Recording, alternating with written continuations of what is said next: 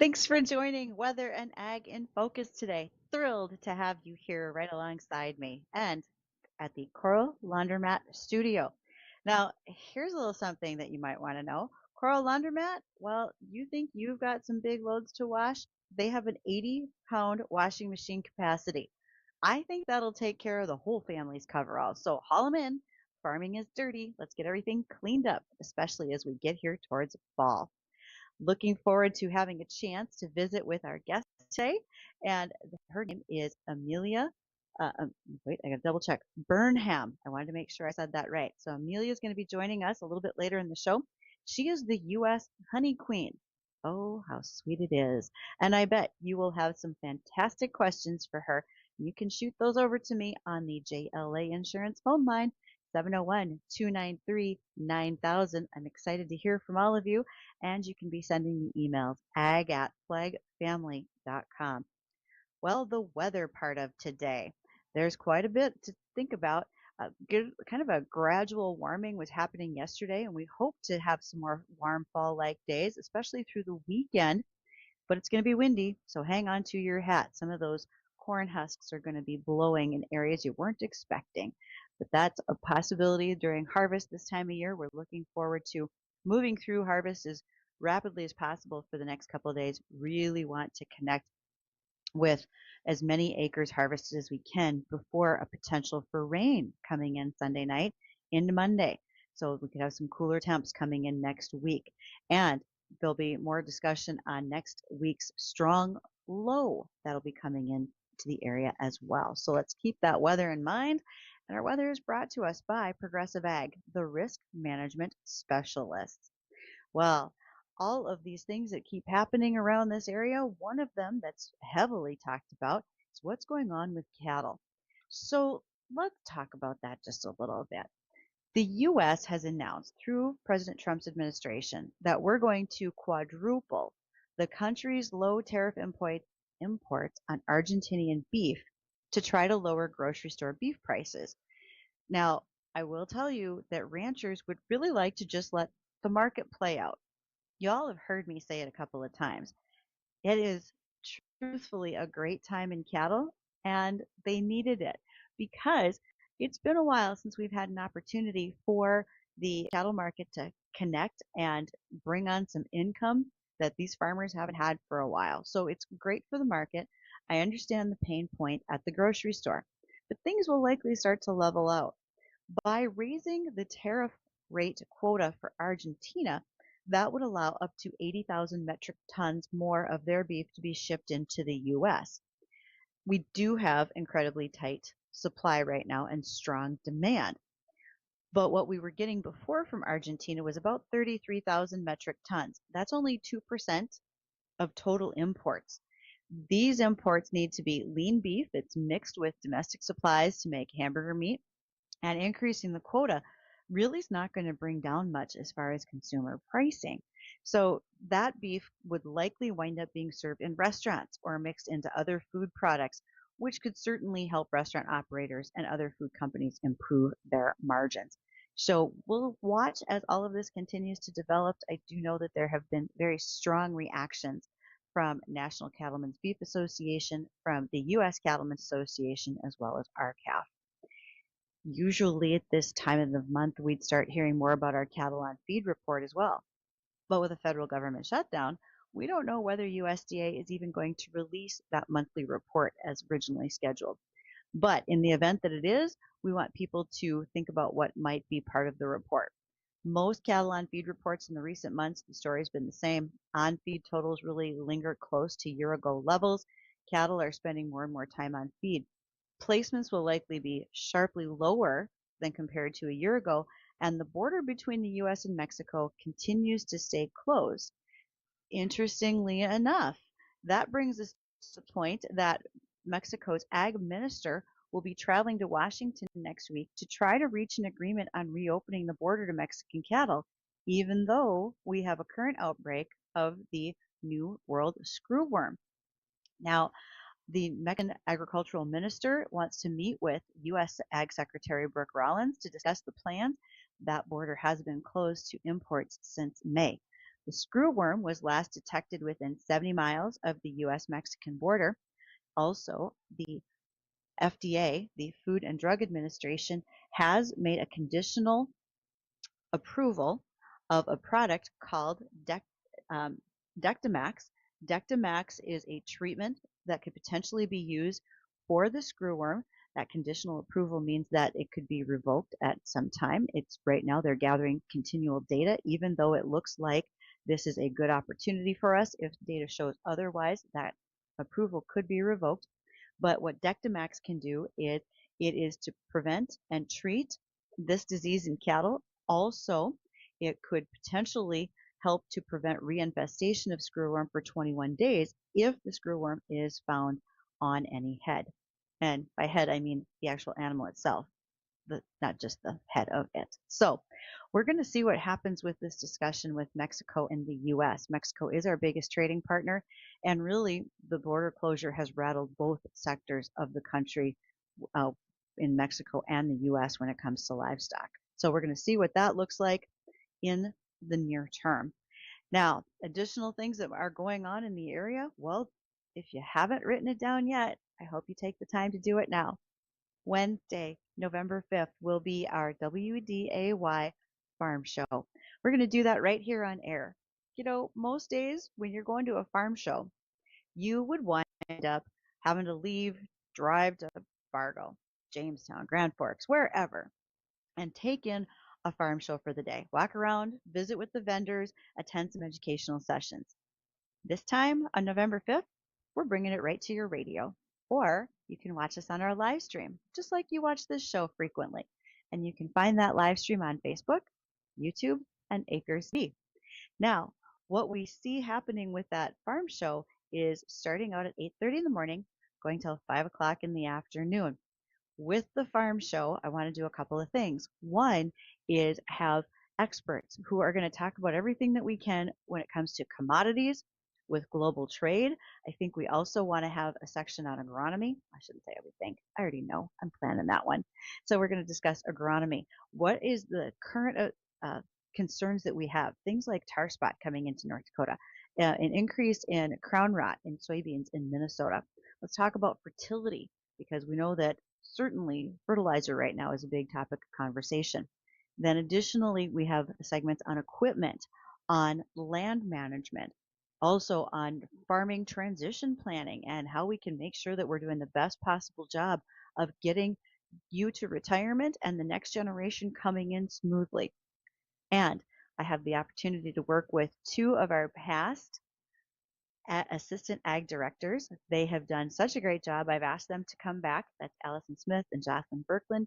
Those two ladies are coming back to be on air with me throughout the day to help interview guests, to be showrunners, and do so much more throughout the day. In fact, they'll be fresh off National FFA Convention and can give us updates on how things went for their respective states, Minnesota and North Dakota. So again, mark your calendars. That is the WDAY Farm Show on Wednesday, November 5th. Lots of things happening there. I think you'll be excited to see some of the sponsors, the guests, and have the opportunity to learn from right where you are. And this isn't just for farmers and ranchers. If you like listening on a regular day to Weather and Ag in Focus, and you like learning and hearing what's going on in the region when it comes to ag, because we're such a big part of the regional economy, this is a great opportunity to pick up something new. And as a farmer, maybe you learn about a new vendor that you want to do business with. So I'm excited to be able to bring all this forward to everybody. Speaking of things that we get to bring forward, one that I'd like to touch on is that the month of October was indeed the National 4-H Week. And during the month of October, they announced a new initiative with 4-H, and it's actually a partnership between them and NBC Universal. They are going to use the hashtag 4-H for Good, and it's the 4-H for Good challenge. 4-Hers, we want you to show off all the positive things that you do in your world. So there's 4 pieces to this. 1, we want 4-Hers to do an act of good, whatever that might be.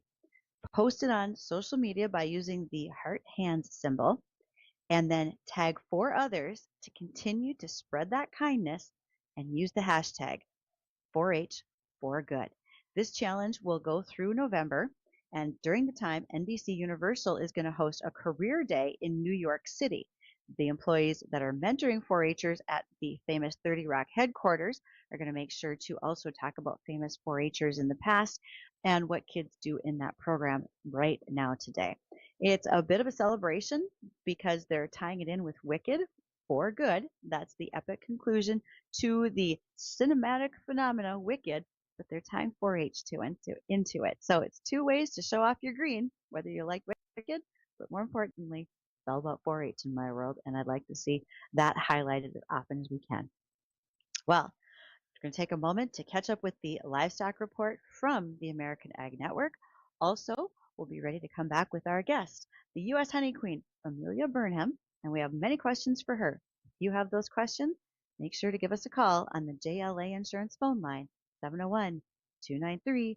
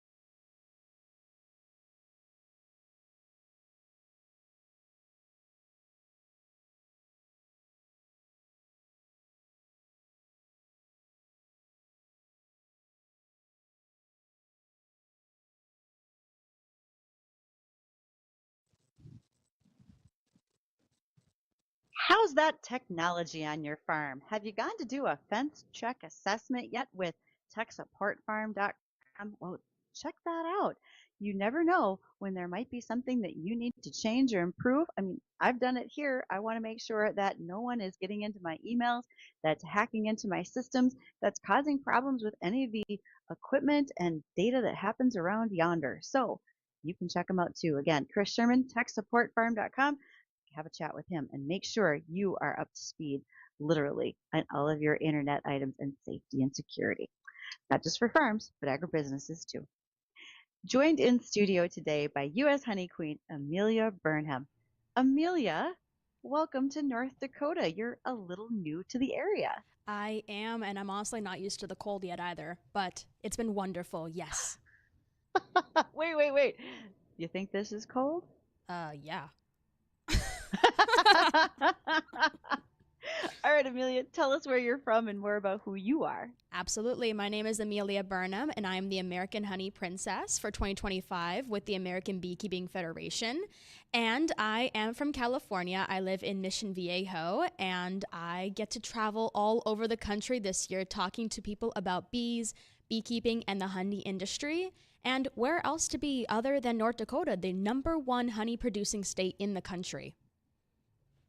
Well, so let's talk about where you're coming from because you said California. Mhm. Do you- what happens in the bee industry in California? North Dakota, like you said, we're number one. We've got a lot of diversity. When folks talk about Californian bees, all I ever think about are almonds. But I bet it's more than that, isn't it? It is more than that, but yes, in February, the bees from North Dakota and other states, they actually get their bees brought into Fresno, Northern California, and the bees get to pollinate the almonds out there. Almonds are one of the crops that are 100% pollinated by honeybees. So they need the honeybees to be, pollinated. So without the Hmm. honeybees, we wouldn't have our almonds. But bees actually move all over the country all year long to move to different crops to pollinate them. So for you, when we think about the bees coming out there, it's a little bit like our snowbirds when they head to Arizona for the winter. It's folks that just want warmer climate. Our Hmm. bees do too. So Yes, in exactly. one way. Now, did you mention you're a student going to school, going to college? I have not mentioned that yet. Yes, I am a Okay. master's student finishing my master's this year in entomology. I am at the University of California, Riverside under the direction of Dr. Boris Bear and Dr. Carrie Mock with my lab over there. Okay, before we talk all about honey, a degree in entomology. Hmm. Now, interestingly enough, does that mean that your emphasis is in bees? Yes, my master's research is actually on a fungal parasite that is very prevalent here in North Dakota. It's called Nosema ceranae. It is a fungal spore pathogen that honeybees get, all year long. It's pretty messy. It gives them diarrhea, lethargy. It's not great. So my master's research is on that fungal parasite in honeybees. So I specify in honeybees. Yeah. You can't imagine the questions I have in my head because a bee with diarrhea, does it just poop out a lot more honey? No. So bees do not poop out honey. Bees actually, people think they vomit out honey, but it's a separate Right. stomach. Actually, they have a honey stomach, their crop, and then they have an actual stomach. So they're two different stomachs. So, no, when bees have diarrhea, it is not great. I've had bees explode into my mouth. It was not great. But it is a disease that affects the honeybees, and there are lots of researchers working on figuring out how to treat the bees. Amelia, I would venture a guess that Addison, who's our sound engineer, is listening, and at this point, he's maybe a little horrified by the discussion we are having I because I'm see not him sure if he's laughing had in the lunch yet in or there right not. now. Hmm. And he usually he's just afraid when we have a vet come on, but this is even better. Addison, I hope you're okay. You have no idea what I am thinking in here. Okay, hold on. Entomology. There are literally millions of species. So why choosing honey, or excuse me, honeybees as your focus? For me, I come from a beekeeping family. I am fourth generation beekeeper. My great grandparents had bees in the Czech Republic, and then my grandparents and my mom and uncle escaped from the Czech Republic in the 1980s. They escaped and then had bees in Toronto, Canada. And now I get to carry on beekeeping for that family tradition. So beekeeping is very impactful to me, contributing to my family's history there. And honestly, bees and are just incredible. They obviously contribute so much to our agriculture, and they're just adorable. They're very cute. I love them. So with your family operation, are you considered a commercial operation or still more of a small private producer? My grandparents were hobbyist beekeepers. They were not commercial. No. Okay, so we're looking at something here, just a little different size and scale. Hmm. Uh, One of our listeners says this is fantastic. Bees with diarrhea exploding, but why were they in your mouth, Amelia? What happened? Okay, I'll tell the story. So, for my Okay. research, I am looking at how honeybees compare in their immune responses between two different genotypes, two different genetics of honeybees. And so, part of Okay. my research was extracting out the blood, the hemolymph from the honeybees, and then also extracting their midguts, their actual stomach, not the honey stomach, to see how intense the infections were in the honeybees. So I would go in with, holding a honeybee on its thorax, its chest, and puncturing Mm-hmm. a small hole into the bee to extract out the hemolymph, right? So then, Okay. if the bee's already very sick with diseases, their guts are super duper weak. And then, if you press a little too hard and your mouth is open, bee explodes, poop in mouth. It's not great. Oh. It's very yeasty. Oh I can no. smell nosema now. Like if I'm going into a cage and I smell and I go, "Yep, you guys are sick." I'm prepared now. Okay, Yeah. understanding that completely. Okay, I get it. I grew up with cattle.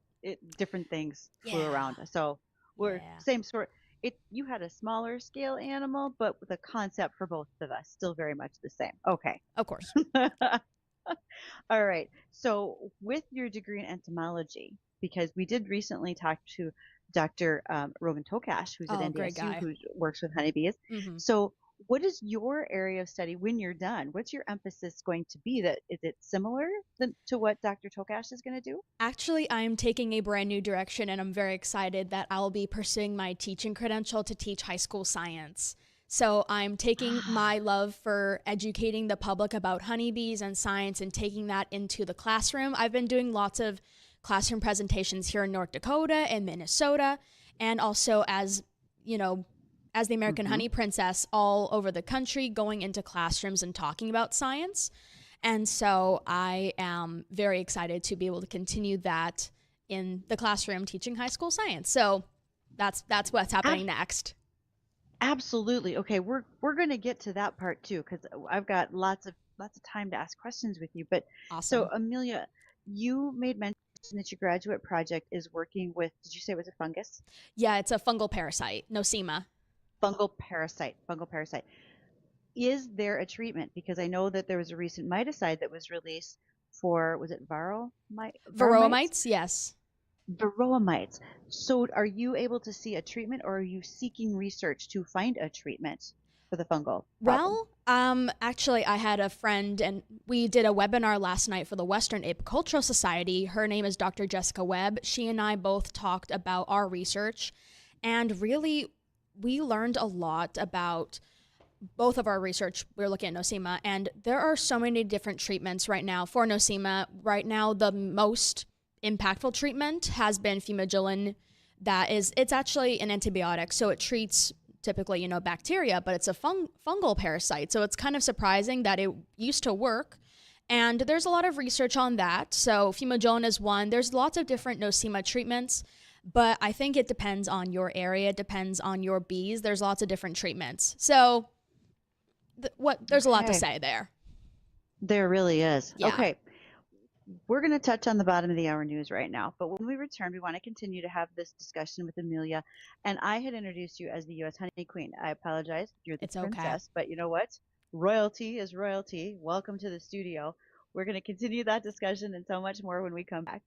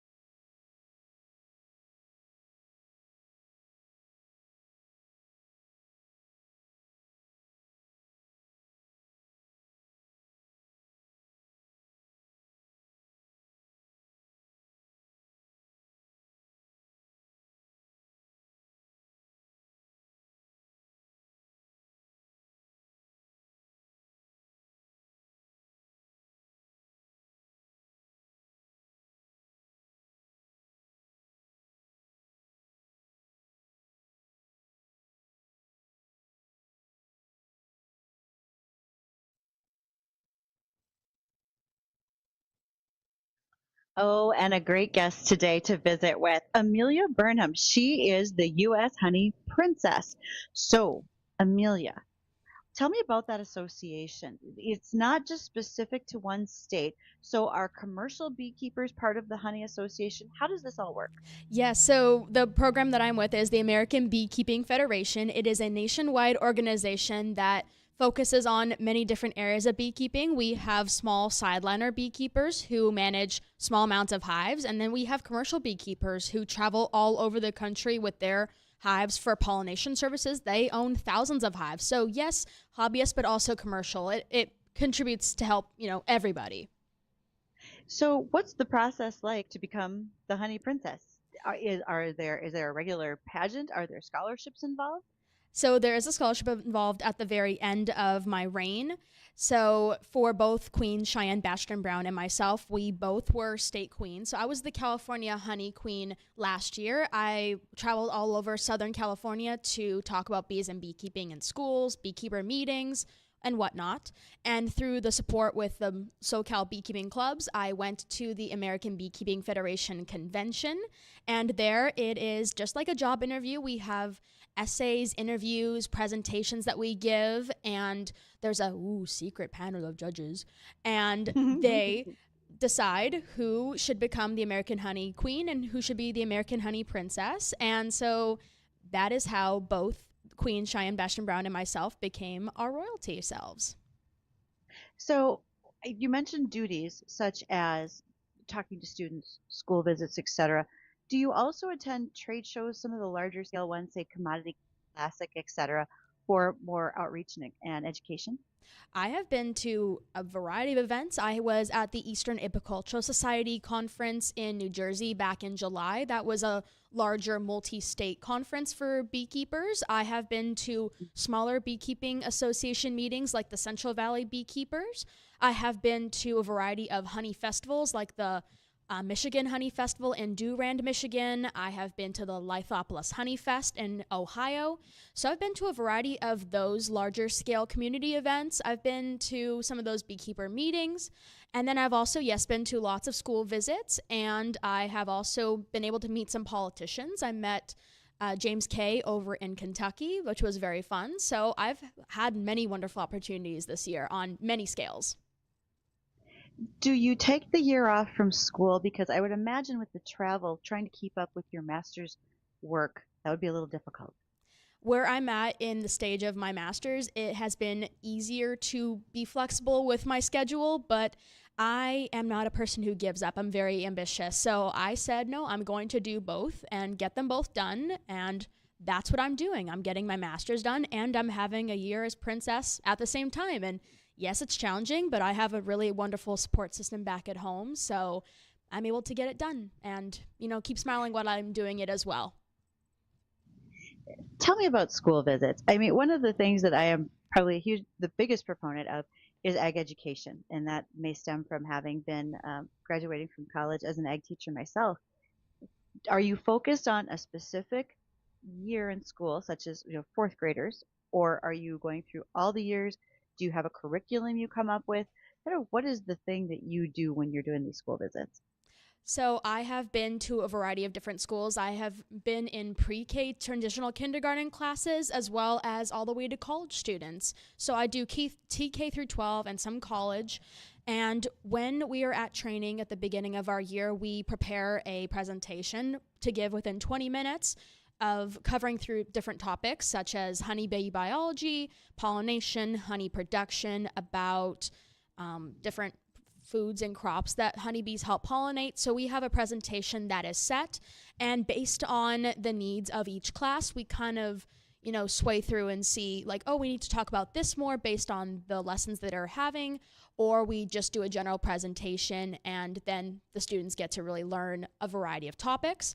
So it is basically up to the teacher, but we have a presentation and curriculum that is set. Yes, we always want to make sure to cover about how honey is made and all the different varieties of honey as well. We want to cover the, what pollination is and how that is done and how impactful it is as well. And then, of course, talking about the honeybees, what they look like, because there is a lot of confusion sometimes that, oh, are honeybees actually, like, are they related to wasps? Are they wasps? And then, you answer some of those most frequently asked questions. And so part of that, we do have a curriculum, and I've been to a lot of schools. I don't remember what the rest of your question was. Well, I think you very much hit on Okay. that, especially because I was curious about, what are you bringing into the classroom if you have a set curriculum, et cetera. Yes. Now, knowing that your travel schedule is pretty full, if we have teachers who are listening or someone who is part of a homeschool group, would you be able to, say, do a Zoom call with them and present to them in that respect so your outreach continues on a broader scale? Yes, absolutely. Anyone can contact Anna Kettlewell with the American Beekeeping Federation. We can provide information later for that as well. But Anna Yeah. Kettlewell, she is the chairperson for the program, and we get reached out to all year long for different Zoom visits or, schools or any kind of event. And next year, there'll be also another American Honey Queen and Princess that will also be able to attend these events more in person. So, yes, there are people that can set that up, and then we can continue to go out and present. As I think about the work that you do with students, let's talk about adults and Mm-hmm. and more of the outreach that you do with them. Do you tend to come armed with a fair amount of statistics? Do you talk more about your graduate work? What's a conversation look like when you're attending some of these adult level meetings? Yeah, at the adult level meetings, if I'm speaking with beekeepers, I have more information directed towards how these beekeepers can make their promotions more informative, or different styles or tactics they can use to talk about beekeeping within different groups. So giving more of like a strategy based setup. And then when I'm Hmm. talking to a general public audience, a lot of the time I am kind of trying to break down some of those misconceptions of it, what is honey, what, are bees bad, or what's going on with the bees. So a lot of it is really just breaking down misconceptions. A lot of it is educating. And kind of what I do when I talk to just a general public audience is that I like to give audiences three main takeaway messages that they can have to take back with them, because no one's going to remember everything I'm about to say. Like, Right. I've been told that I'm a walking book of knowledge when it comes to honeybees. So, I mean, no one's going to remember everything. So, I try to give those takeaway messages, and then really I just try to make a connection with people, because they're going to remember the tiara and the sash, right? But I also Right. want to leave an impact of something that they can carry with them afterwards. So, a lot of it's just, conversating. Well, you have some very surprising statistics. I'm sure one that happens outside this region is that North Dakota is number one in honey production. Most people would be shocked and amazed at that. But Yes. what are some of those other stats that people stop in their tracks when you toss them out? Well, one of them is that it takes 2 million flowers to make 1 pound of honey. That is one that surprises a lot of people.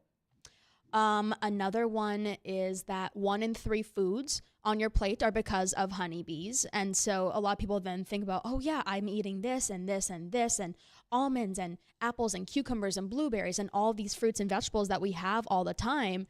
Yeah, those are because of the honeybees. So a lot of those surprise people. I can't think many off the top of my head, but those are the ones that like really stick with me. Oh, another one. It actually takes 1 pound. It takes 6 to 10 pounds of honey for bees to be able to make 1 pound of wax. So it takes a lot of honey to make beeswax. There you go. Oh, I see the yeah. surprise in your eyes. I'm like, ooh, yes. Yeah. Okay. Yep. I was following your line of thought down there. I'm thinking, yes, it's much more than we might anticipate as Mm-hmm. far as quantity. Yes. Okay. So you're going on to high school science teacher. That's your plan. Yes. Are you emphasizing it in any particular area, say biology versus earth sciences or anything like that? I would definitely prefer biology, because that is mostly what I had focused on in school. But I would also love chemistry, because there is a lot of chemistry in the hive with venom, with wax, with honey. So I would be happy teaching chemistry. I'd be happy teaching biology or just general life sciences. Wherever the school needs me, I'd be happy to be there. Let's be honest. Someone is thinking this. How many times have you been stung? And does it still surprise you? It still does surprise me. People ask me, "Oh, since you're the honey princess, do you not get stung by bees?" I'm like, "No, the bees don't care if I'm a princess. They don't care about the tiara, please." No, I have gotten stung 4 separate times in my life, and fun fact, I'm allergic to bees now. I'm already allergic to fire ants, and now I'm allergic to bees, and we're navigating that as such. So. So you carry an EpiPen in a side holster. I got an EpiPen in my bee suit always, and got Benadryl as well, and that's how we navigate it. Absolutely. hmm So is it true that when you've seen this dramatized, and people look at using the smoke to keep bees in the hive, etc. Does it work? So you're asking about using smokers when you're working Smoke? with? I Mm-hmm. mean, the way I kind of look at it is that using smoke for your beehives is actually gonna try to cover up the alarm pheromone when you're working with the bees. So I usually smoke Okay. up my suit to cover up any smells that I have on my body to make the bees basically blind to me essentially. Uh-huh. So because Uh-huh. bees communicate via smell, smoke is able to make the bees go deaf, and so they can't communicate to be scared, so that beekeepers can work with the bees safely. I tell the kids it's to help the bees calm down and relax. Okay, that's a perfect answer, and I greatly appreciate it. So, Amelia, how can teachers or others, especially because we have a lot of commercial apiaries in the area, how can folks reach out to you after the fact of our interview today? After today, you can reach out to Anna Kettlewell with her email, honeyqueen99@hotmail.com. You can accept any emails or requests through there, and they'll be sent to me to answer. We also have a blog. It's called buzzingacrossamerica.com. And that blog, we have a section for any questions that you may have, and we can answer those. Queen Cheyenne Bastion Brown and myself, we can answer those questions. And there's lots of information on there as well. But you can definitely contact Anna Kettlewell, and she will get those sent over to me. Thank you so much for visiting with us today. And for those, if you are not watching the live stream, you should pick that up on Facebook and YouTube as well as Acres TV.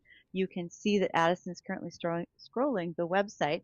Also, Amelia was kind enough to make sure to bring the crown and the sash today because we got to see those things. If royalty's coming, we want to make sure we can identify her. So again, Amelia, thank you. We really appreciate the time you spent with us today. Thank you so much. All right, we will return shortly. I'll do a quick check on the weather as well as finish up with any other ag headlines going on today.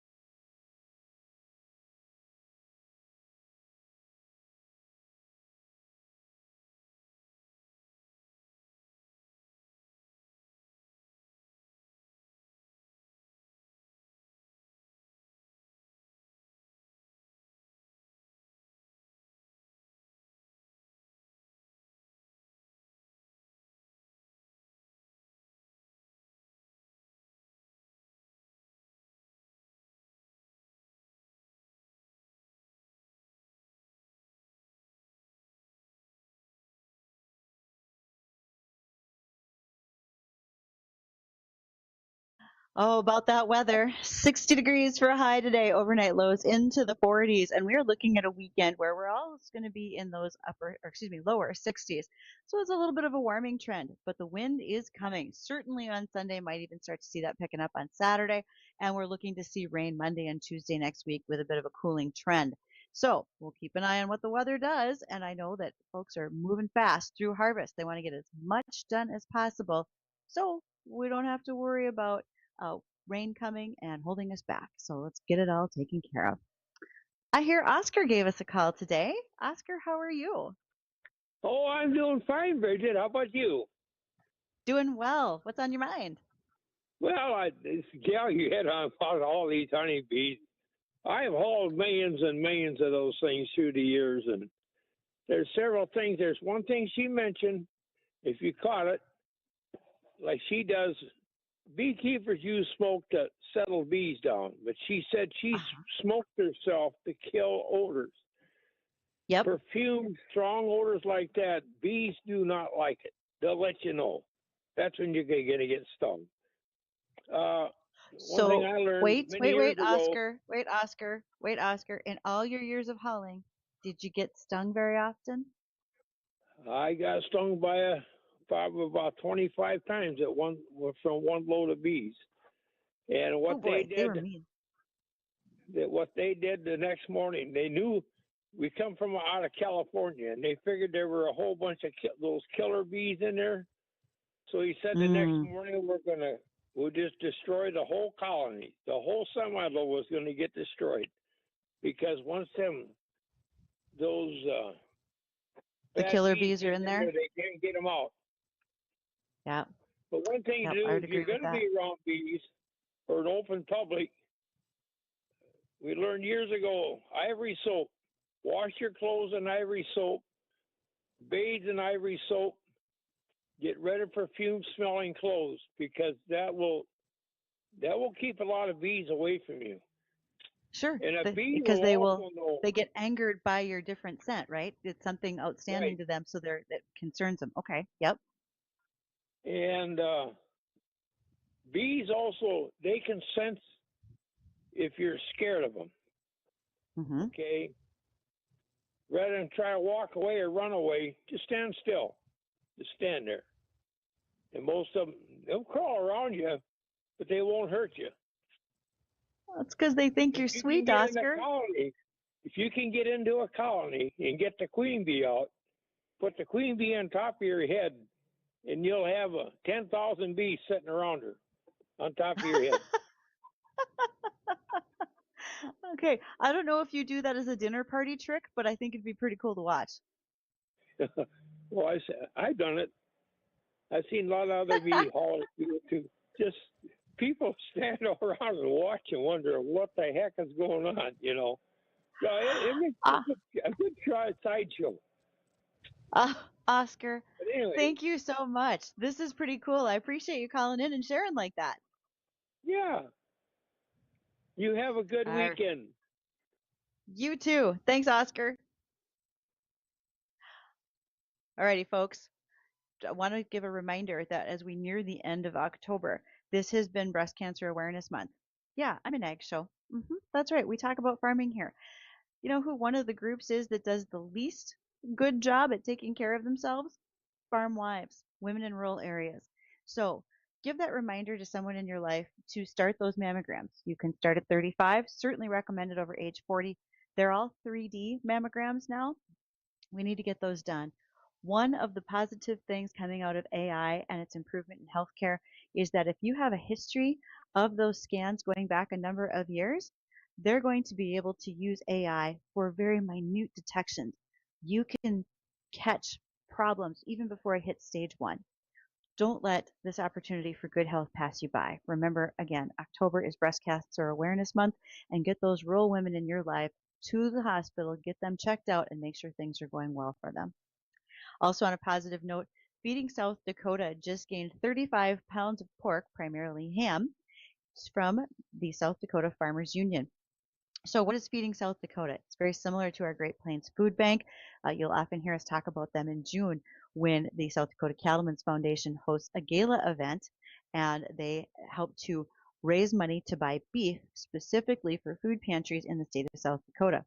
Well, the pork producers don't want to be left behind. 35,000 pounds are now recently being distributed through Feeding South Dakota to those who need it most.